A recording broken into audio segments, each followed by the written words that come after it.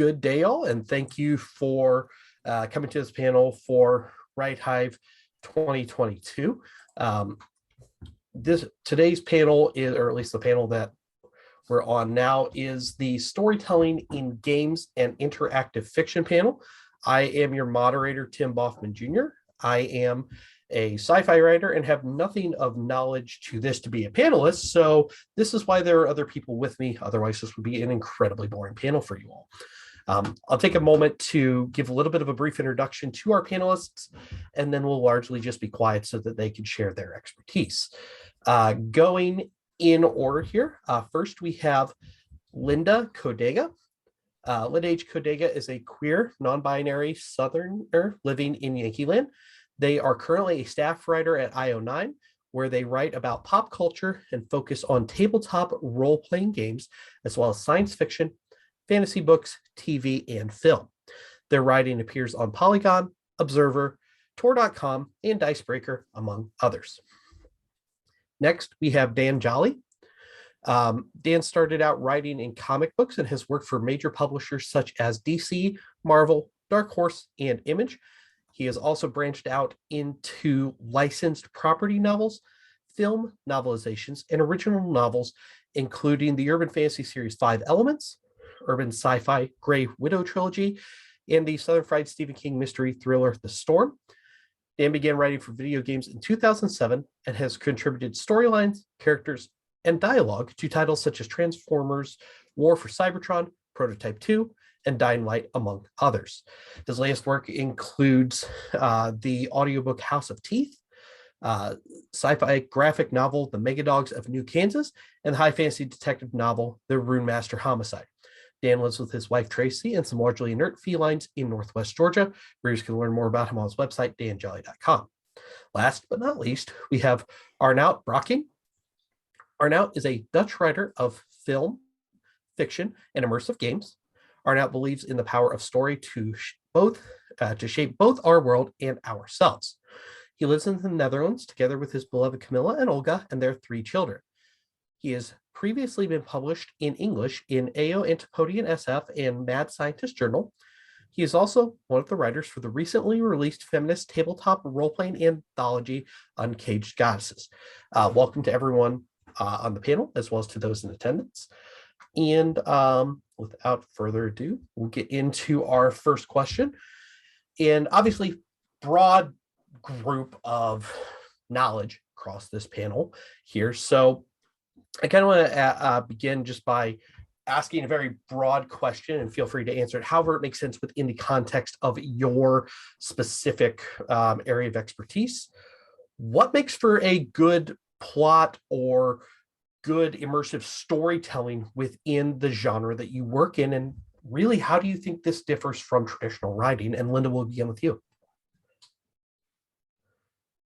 That's so tough, because for a lot of the tabletop role-playing games that I really like don't necessarily have that plot baked into the structure of the game. A lot of the tabletop role-playing games that I like and appreciate are much more about the kind of scaffolding that you have to build out in order to allow players to create the game themselves, create the plot themselves, and like play the game themselves. Yeah, it's I think that immersion, oh God, I'm gonna cause a lot of people a lot of pain here. Immersion is overrated. I'm sorry. That makes me happy. God, I'm really sorry about this. Immersion is overrated. I think that one of the best parts of the game is when you can like look around at your friends at the table and like see that they're having fun too, and like see what they're excited about, and asking them like, well, what do you think should happen next? And that's not necessarily like an immersive experience. You know, I don't know. I think that like the best parts of telling stories at the table is being able to like collaborate with people. And I think that within the genre, there are of like tabletop role-playing games, which isn't a genre, but you know what I'm saying. Within that genre, there are just very clever ways that game designers encourage the storytelling that they set out to encourage when they design their game. So I think that yeah, the people at the table are more responsible for that than a designer is. Fair. Dan, I think this will get a very different directional response from you just with your background, but I'd love to hear your thoughts as well. Well, I've never written for tabletop role-playing games. I mean, I grew up playing, and as far as sitting around the table and like having a fantastic time with your friends, I cannot help but agree that maybe the point isn't to lose yourself in the world as much as it is to have a fantastic time with your friends. Most of the game stuff that I've done has been nothing like that. Because it's been single player games, and basically you've got two approaches with a single player game. Like when I was doing Dying Light, the main character was a specific character. It was a dude named Kyle Crane, and we worked really hard to define his personality. So you were stepping into his shoes as he was interacting with this zombie fest. But then you've got stuff like Skyrim, which I spent a lot of time playing. And, then it's all about creating your own character so that you can bring what personality traits you want into the character that you're playing. But in both of those cases, I think immersion is pretty important to the experience. Because it's just you running around these worlds and interacting with the NPCs,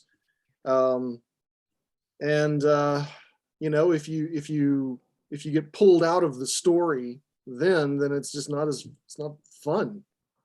And I think that's like, you hear there are debates. What's the most important aspect of gaming, video gaming? Some people will say gameplay. Gameplay is more important than story. Some other people will say story is more important than gameplay. The player agency is like the holy grail. But I mean, really, it comes down to, is it fun? Is the game fun? And I think that if you lose the immersion in a game like Skyrim, then no, it's not fun. All of a sudden, it just becomes like this grind or like a chore. And if it's not fun, then you're not going to play it. I don't know if that answered the question.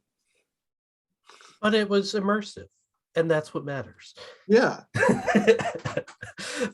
I'll come to you next, Arnout. What are your thoughts?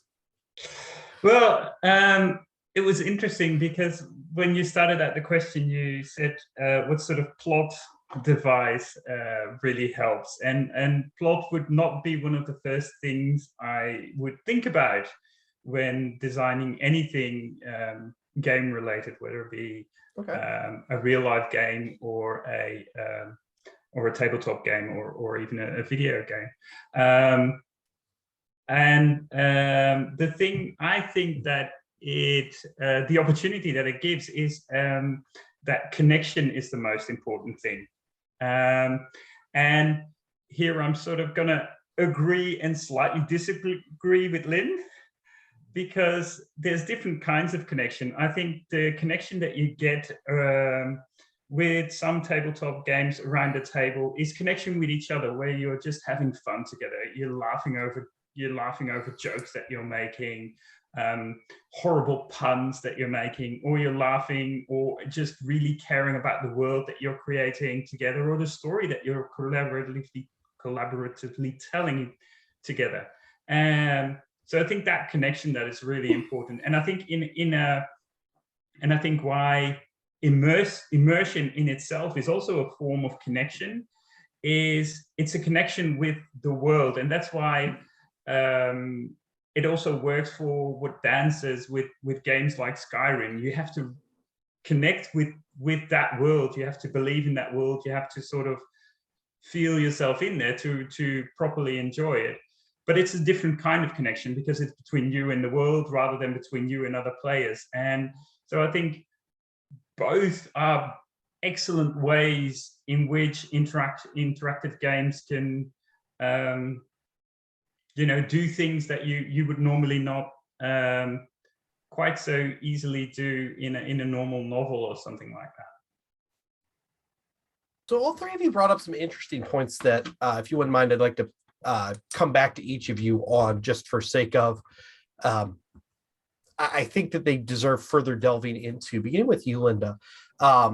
You obviously, being in tabletop side of things, the focus is just as much, if not more, that experience you create with the folks that are playing the game with you, as it is the literal game itself. Like, the game is a vehicle to creating an enjoyable experience, rather than the thing that you were trying to accomplish, per se. Not to say you don't want to play the game, but it's to enjoy time with your friends. Yeah, That I said, think that's right. sorry, go ahead. No, I think you're right. Follow. That said, for example, you have a TTRPG like a Dungeons and Dragons, where somebody has been a DM and they've created whatever this story is that they are trying to tell, and you have where your characters, the other people around the table, as much as you have an idea of what they may try and do, you cannot predict exactly how each person will handle each individual interaction situation. But at the same time, you may still have things that you want to tell in the story, or at least have ideas. How do you go about planning that information to potentially influence what others are doing? Or is that even a point to do if you're doing it well? Oh my God. Oh, you're asking me, hey, how do you control your characters? And the answer is you can't. You can't do it. That's fair. But I think that if you are playing a game that you have an ending, or you have some goals, I think that the best way to but attempt to get to those goals in a way that is fun for everybody is you have to make the characters care about what you want them to do just as much as you care about wanting to get to that ending. And I think that that's much more of a consideration in larger, more open world tabletop role-playing games like Dungeons and Dragons, which is basically just anything you want, just with a D20 and some stats. Sure. But you get games like, I'm about to pull out some games. You get games like The Great Bork Team, which is that where is fantastic. you play as dogs and you're just trying to get to the end of the race. And this is the whole game. It's just maybe 23, 25 pages. And this game just shows you how to go through this little adventure. And that's the whole game. It's not meant to be anything more than that. So sometimes if you want to create a game that is very, if you as a DM have in mind, I want my characters to do X, Y, and Z, then the solution is to create a game that supports that, rather than trying to convince the people at the table to do what you want at the table, because that's just not how games work. Tabletop role-playing games will traditionally work. But yeah, there's so many ways to play the story and get the story you want out of a game. And it really is all about finding the right game to do it and the right people to do it with. But yeah, incentivizing the players to want what you want. The easiest way I can think of it. Dan, I'd like to jump on something you had said, just to kind of address it, because of I find it interesting that immersion is from a gameplay standpoint so critical as you view it. And I think that there is certainly a lot of merit to that. With that said, you've also done work for Marvel, the movie studio that likes to fourth wall break every chance they get. And part of the conceit of a fourth wall break is it is a wink to the audience. It is a, hey, we know something's going on here as writers, even if the characters don't. Ta-da, here it is, now laugh at us. How do you balance that? Because there are certain genres, certain whatever it may be, where that is a thing that it is meant to take you out a little bit and make you realize, oh, hey, I'm enjoying myself, but also to still enjoy the story you are playing within your game. Well, it's very much a question of genre. You're not going to see Robert Pattinson in The Batman turn to the camera and wink because it's not that kind of movie. Sure. It's really it's basically the purview of comedy if you're just talking about just movies or TV shows. Mm-hmm. But then there are so many different ways to interact with the audience in video games, from the really blatant, like when words appear on the screen that say follow the Cadillac, to just game design where you're steering people in the right direction. I mean, fourth wall breaking, it really only works in comedy, I would say. Anybody else think of an example outside of comedy where fourth wall breaking works really well?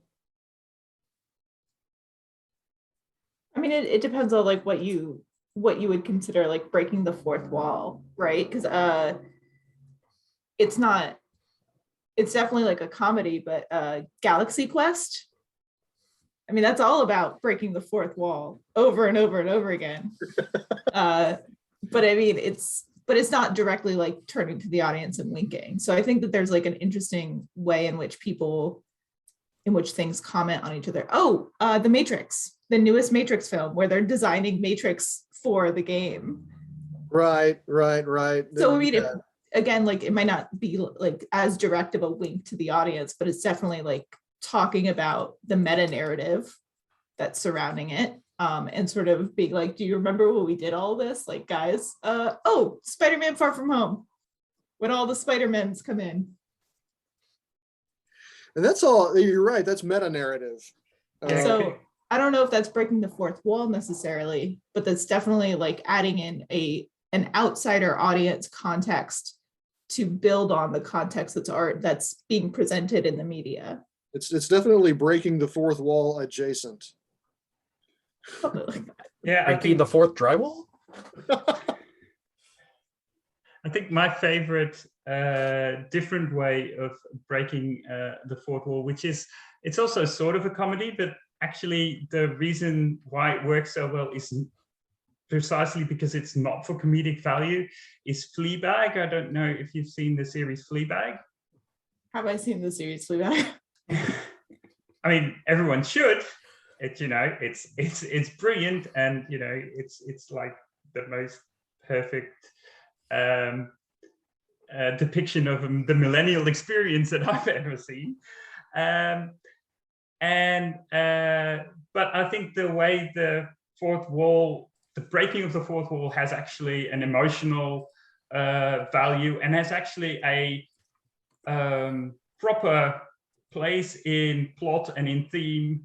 I think that works really well there, and I wouldn't call it a comedic tool, but more a emotional tool in that one. I'm trying to remember the name. There's a movie. It's a horror movie. I think it's called Funny Games. And there's fourth wall breaking in that.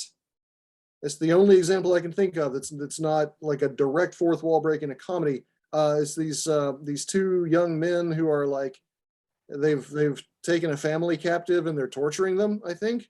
And every once in a while during the torture, one of the torturers like will literally look into the camera, and then it's like it's pulling the audience into the experience of the torture, and it's really awful and still effective.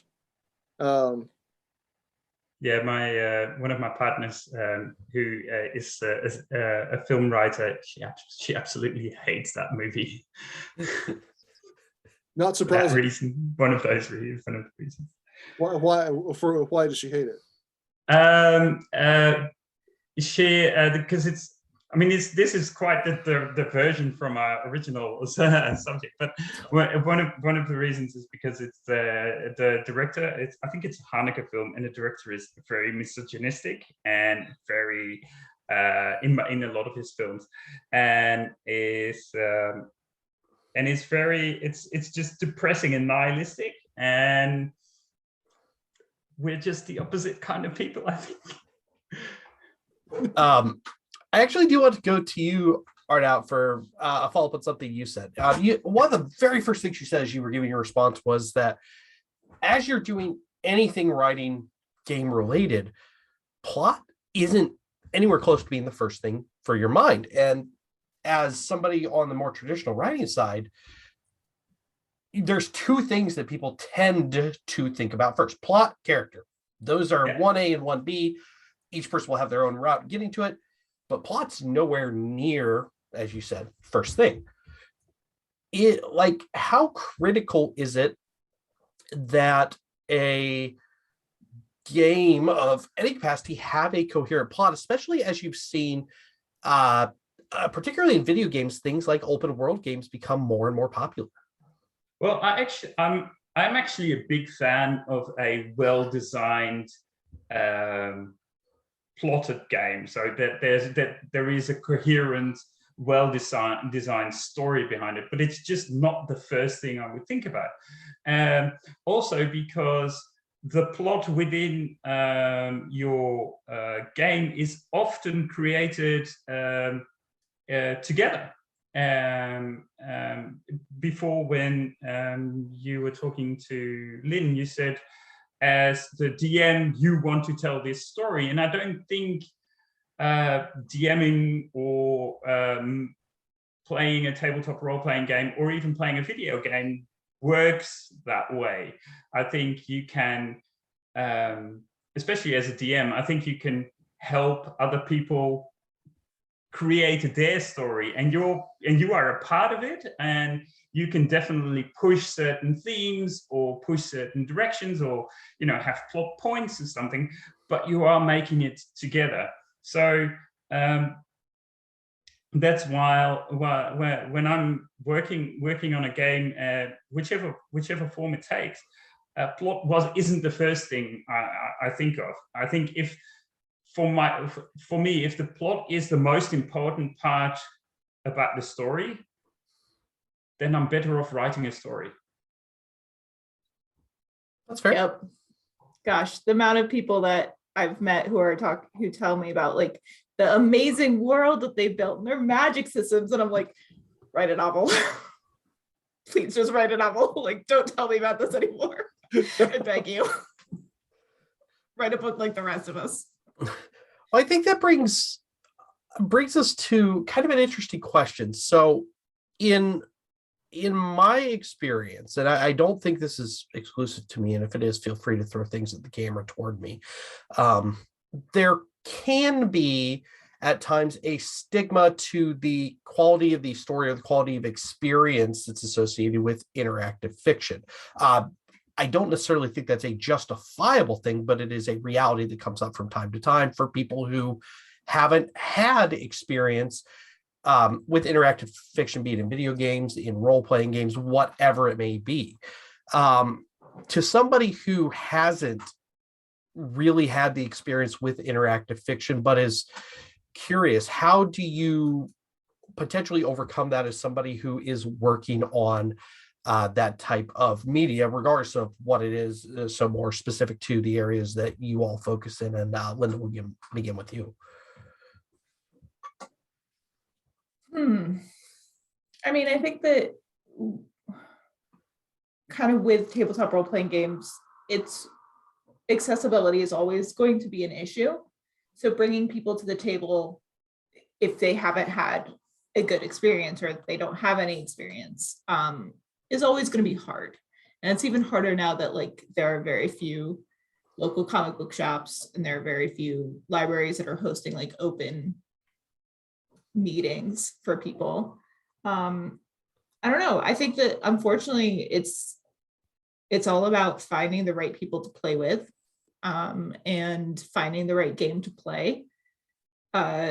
and finding the easiest way to play that game. Because I think that user friction is high in tabletop role-playing games, as it probably is in video game design, figuring out exactly how to bring people into the story as quickly as possible.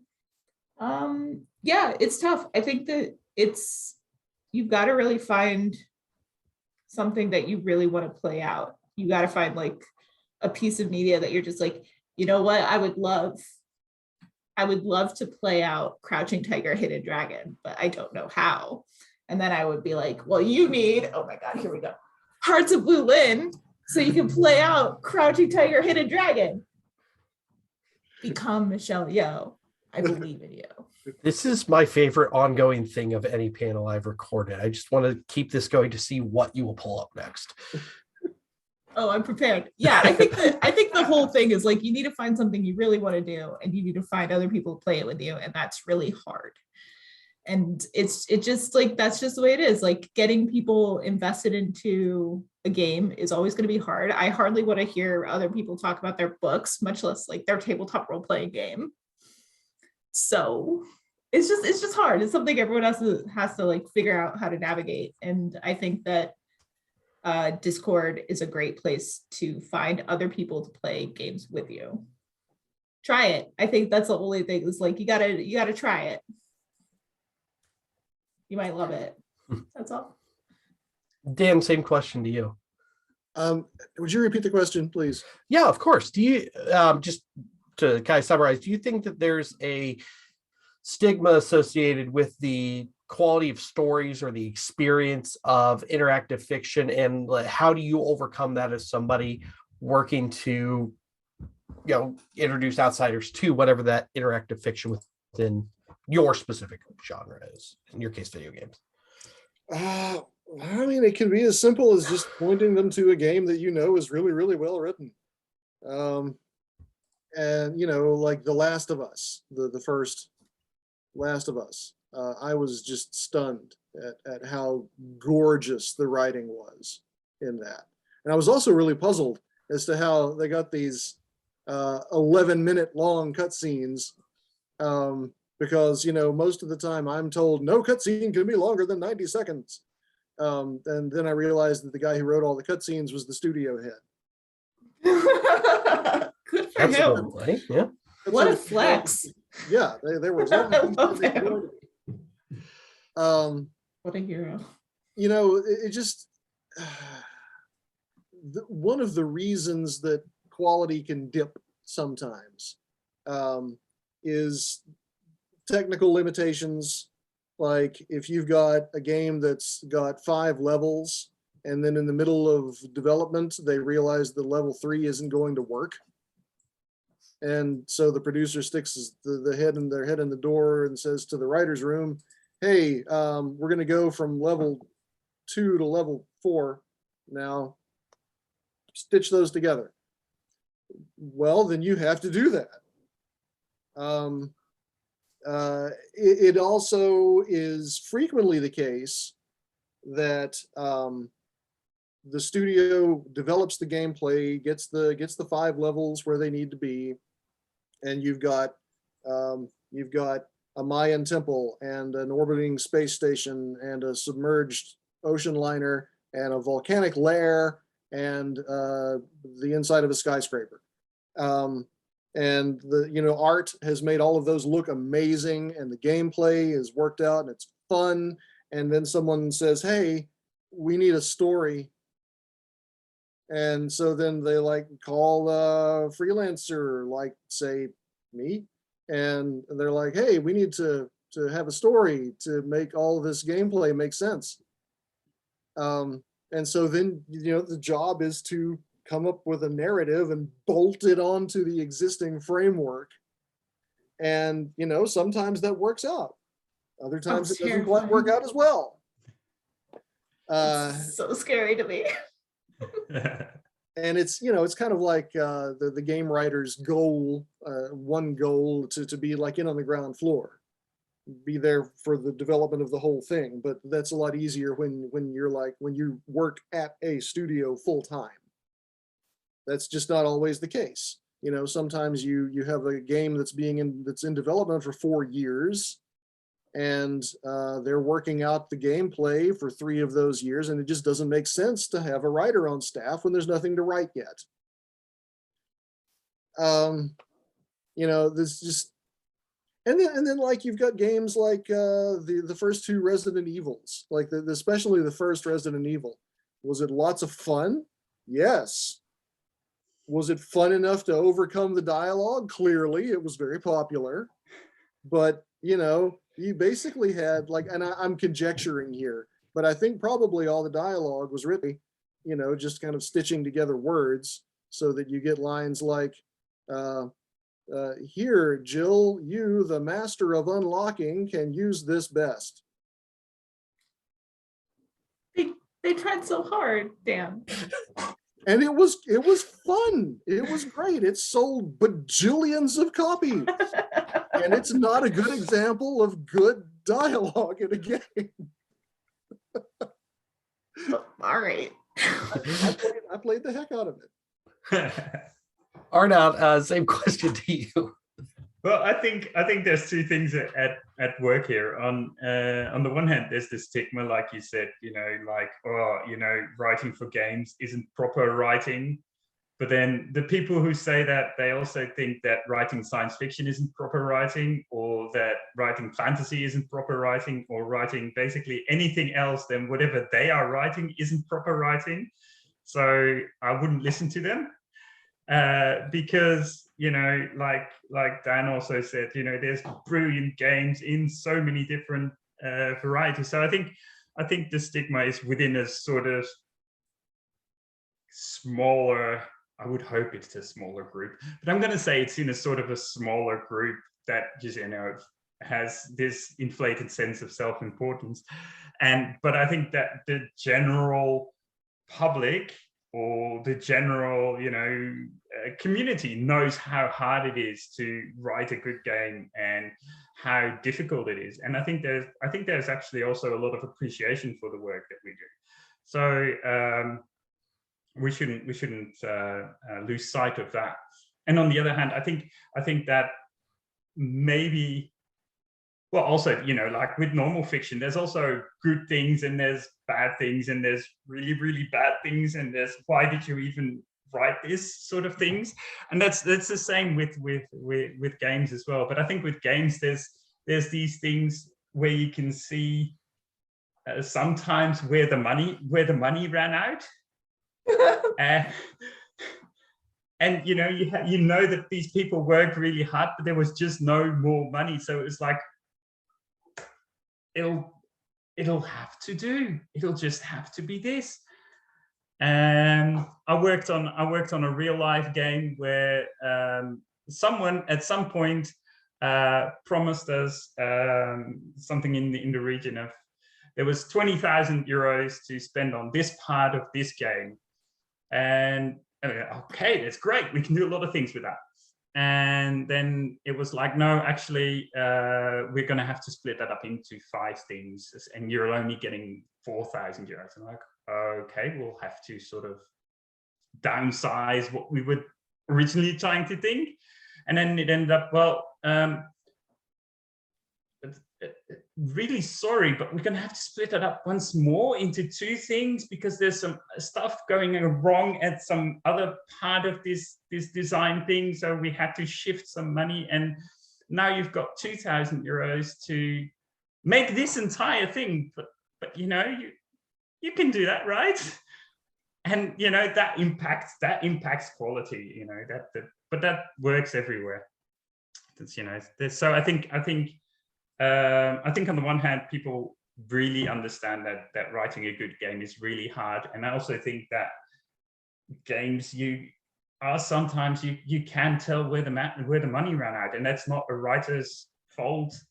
It's just, you have to, you know, do with what's possible. So I one thing I do want to do, because I know that this is something that, you know, I think that everyone loves to do. Obviously, you all have worked on, you know, games, gaming storytelling within your individual areas. That said, I'm sure you all have your own favorite examples of well done storytelling and whatnot within a given genre, be it your own or others. What I'd like to do is take a moment and just kind of have you highlight an example of something you think that was done really well, and explain why, because I think that part of what helps destigmatize, for lack of a better term, that is to share why something is done well and what makes that attractive to people outside the genre. Linda, you wouldn't mind going first. What's an example, something that you think is really well done? Oh my gosh, I thought you would never ask me to pull out another book. I'll highlight 1,000-Year-Old Vampire. I just bought that. I bought Good. that last week. It's amazing. So this is actually a single player role-playing game by Tim Hutchins, and you play out your life as a 1,000-year-old vampire. And it's basically a giant diary full of all these prompts, and there's these cool little inset pages. And it's really beautiful, and it's really incredibly well put together and well developed and well designed. And it just like leads you through the story, like your story of being a vampire over 1,000 years. And it's really, really tightly made and created in a way that feels very engaging and immersive and fantastic.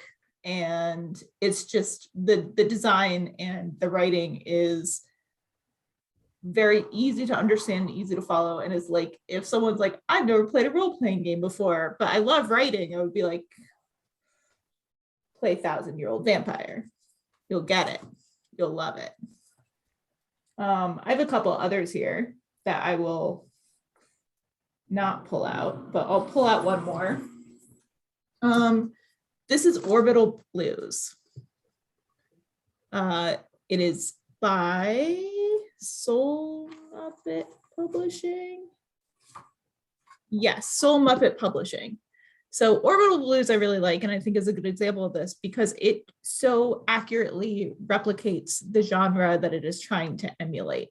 So it sets characters up to tell the kind of junker space stories that it wants to tell. It's stuff like Cowboy Bebop is a big inspiration for this, and like Space Sweepers and that kind of like ragtag crew in space with like weird technology, and like nothing is going quite right and everything is just like a little bit too junky to like handle.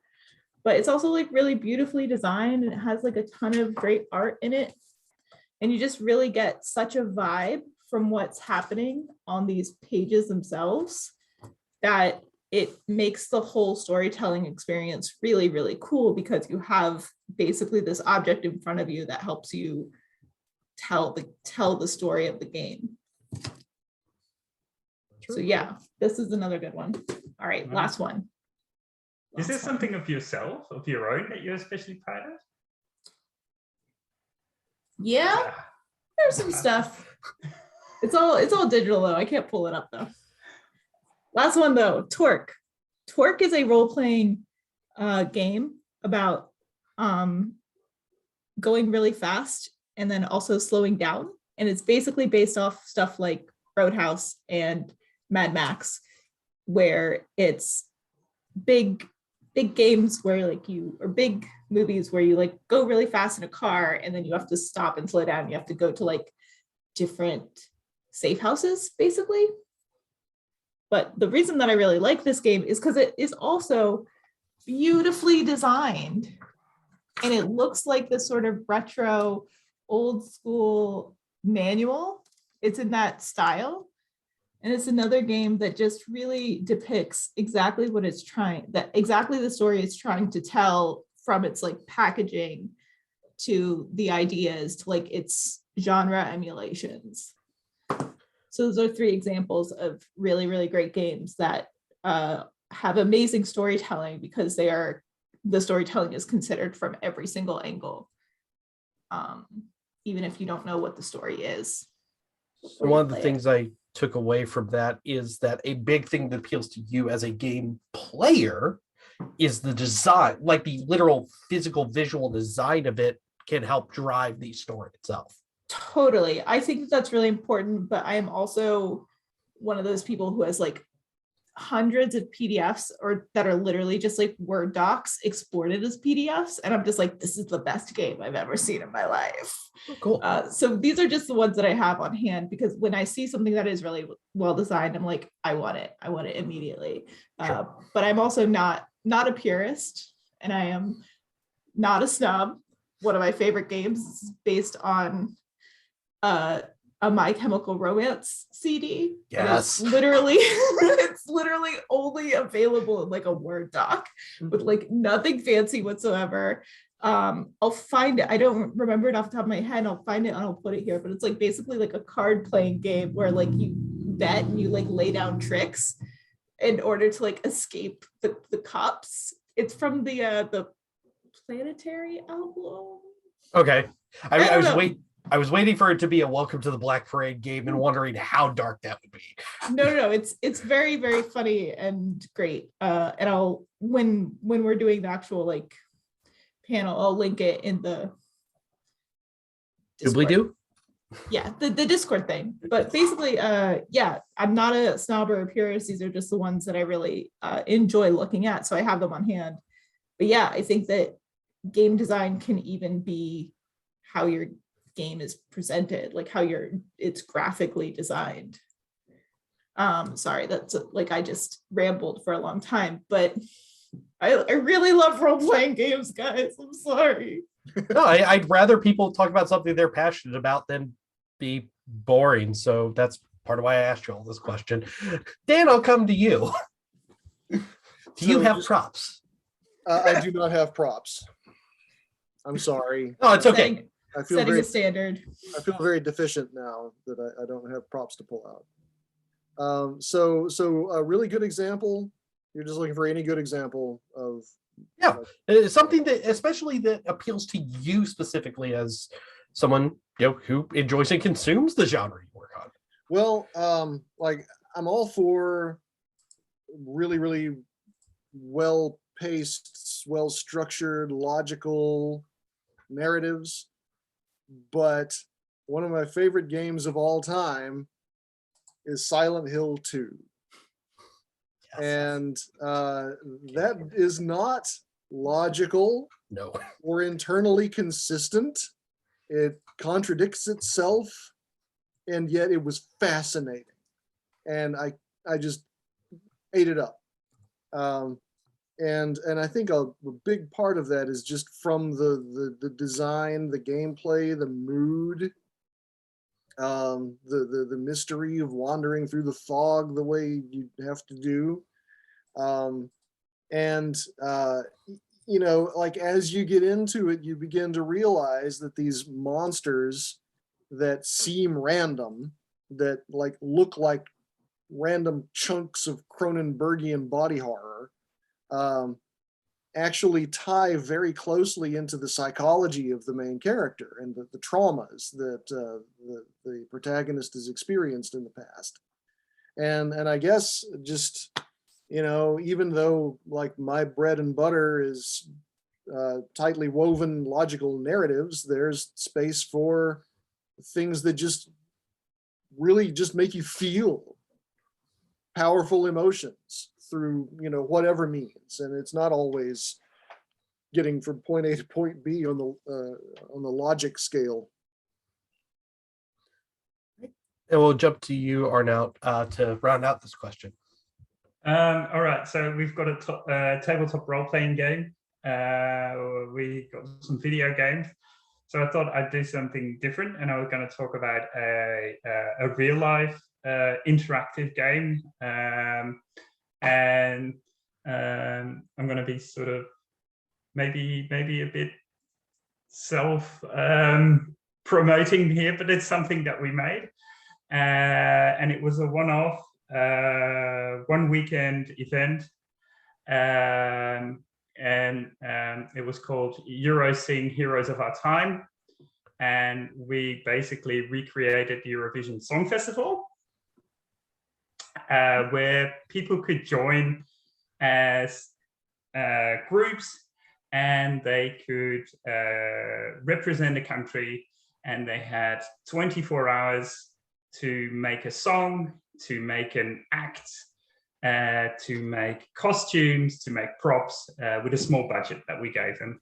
And then after the 24 hours, there was a show in a theater, and we had live audience to come and watch this show. And why I wanted to talk about this is because you said, what can you take away from things that worked really well? That this worked really well because we set out with a very clear theme. What we wanted to tell is creativity comes from vulnerability, and perfection is the death of vulnerability. That was our core set on what the feeling that we wanted to give everyone who joined, everyone who wanted to give a part to make a part of it. So we wanted to make people feel vulnerable, make people step away from the perfectionist in themselves and help them become a community and help each other. So, and every choice we made was with that in mind. So we gave them money for, we gave them budget for costumes and props, but we gave them a little bit too little to really make something spectacular. So you had to help each other, and you had to sort of make do with whatever it was.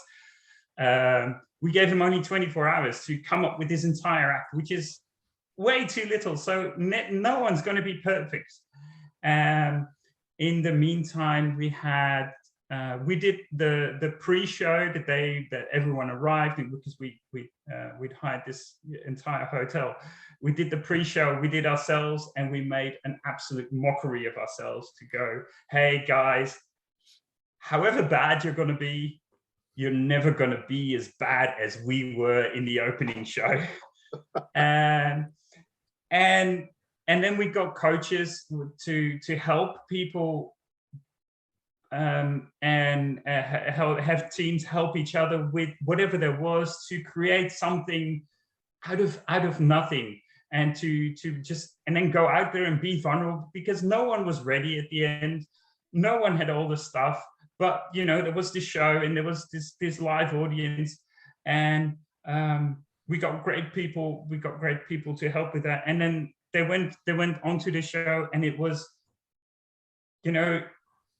there were a lot of mistakes made, but it was fabulous. It was so good because everyone was there supporting each other, and it didn't matter. We had a sort of a rigged point system, and we had a sort of a subplot with people trying to buy votes, and there was a camera crew from the television trying to make extra rivalries, and people could do all sorts of other gossip and stuff like that. But in essence, it was people helping each other to create something out of a place of vulnerability. And then I remember the most beautiful point was where the people who were representing Portugal, the main singer forgot his lines, and there was this moment of silence, and the audience remembered part of the lines, so they started singing for him.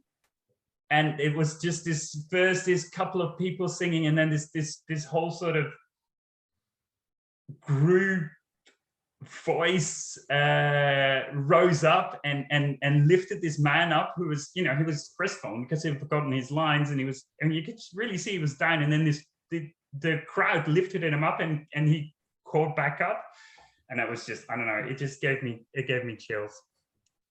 So I think, coming back to what worked really well, we had a very clear theme, and everything we wanted to do, we did with the theme in mind, and then gave people the opportunity to make it their own. So the last question I'll ask, just for sake of, so that when we are we're obviously pre-recording this, but when we are live on the day of, people can ask questions in the chat and whatnot. I want to give each of you a few moments to do any self-promotion, say anything you want to say, whatever it may be, prior to us opening up to Q&A. So going back through our order again, Linda, I will begin with you. Anything that you would like to share with the wider world? Not really. You can find me on Twitter a lot. Find me on Twitter. I talk about role-playing games. I make Marvel fans very upset, and I have a lot of fun. But yeah, most of my writing is on IO9, where I definitely take a lot of care to talk about queer and trans topics, in addition to some more niche indie parts of the tabletop role-playing industry. So yeah, that's all I got. I have 4 more books here, should you want to see them really quickly. You can ask about them in the chat. Thirsty Sword Lesbians, Bark, Mothership, Monster Care Squad. Ask me questions in the chat. Dan, we'll go to you next. So I keep falling in and out of game writing. I thought that I had become a full-time novelist, and then just recently game writing found me again. I'm currently working on a thing that I can't say anything about, so that's not very interesting. So back to the novel part. My first ever fantasy novel came out just a couple of months ago. It's called The Rune Master Homicide. It's a hybrid fantasy detective novel. And that is available wherever fine books are sold. And if you go to my website and sign up for my newsletter, which is a sort of a photographic comic strip type thing. It's like every month you get like me with little word balloons and interesting backgrounds, and you get to see me argue with my cats, plus interview guest authors. But also if you subscribe, then you get a free novella, which is The Last of the Electric Knights, which is a story about a silver alloy robot built by Nikola Tesla to fight werewolves. And so that is at danjolley.com/subscribe. I know someone who that novella would be tailor-made for, so I will make mention of that. And it's free. And last but not least, Arnout. I did want to say one more thing about the whole idea of game writing. Go ahead. And that is that I don't think that there is one perfect way, of one structured way of doing things. There's a lot of books that say, this is the 12 steps of, or the 8 plot points, or the this is how a story works. And I don't necessarily believe that that's true. I think that especially in game writing, there's a lot of space to experiment and to try things out and to have a more collaborative effort. And it's also one of the things that I talk about a lot when I teach, is that it's a very sort of Western civilized way of looking at narrative structure, to say this is the way that stories work, because there's a lot of cultures where it doesn't work like that. I spent some time in Australia and got to know some fabulous Indigenous people, and their story structures are entirely different and fascinating and brilliant. And don't think that there's just one way that you have to follow. Just try and experiment and basically have fun, just finding your own voice and your own way of doing things. For the rest, I think I do a lot of work in Dutch, but I also do some things in English. And I think Uncaged Goddesses would be perfect for anyone playing D&D. They're 21 tier 4, so level 17 to level 18 adventures, because you fight or meet or talk to goddesses. And I got the chance to work on that with like brilliant, amazingly talented people. So even if you don't like my adventure, there's 20 other adventures in there that, you know, might be more suited to you and your group. So definitely check that out. That's on the M's Guild. And for the rest, I'm on Twitter, I'm on Instagram. I don't do much because we have a full house with children, and so I don't have a lot of time, but I'm there sometimes. So there's that.